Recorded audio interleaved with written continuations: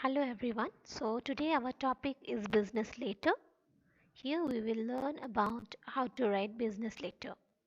So first of all, while writing a business letter, the first thing we need to do is we have to select a professional font size and style.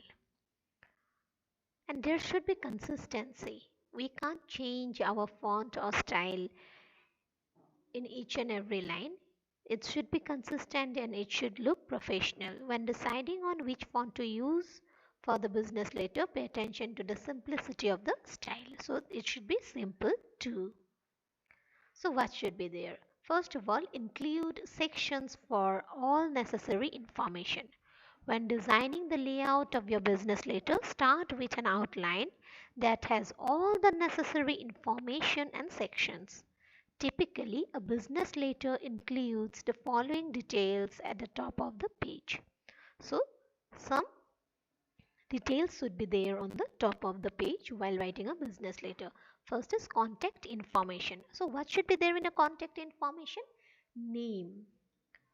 And with the name, job title should be there. It means the designation should be there along with the name. And to which company the person belongs. So that is also an important part. So the name of the company. And at last, phone number and email. It means the contact information. So name, designation, company, phone number and email should be there. It is because the contact information should be there on the top. It is because so that the person who reads the business letter can easily identify who the letter is from. Then the next thing is the date your letter is written or finished. So the date is important. Include the date after your contact information and format it according to your country's standards. For example, in the US, you should spell the month, then include the day and year.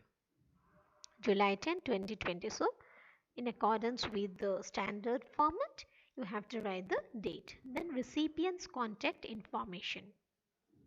The same thing again. You are sending to the recipient. There also you have to write the name of the recipient. Job title recipient means to the person who will receive. To the person you are sending, the person will receive. Now that's a recipient.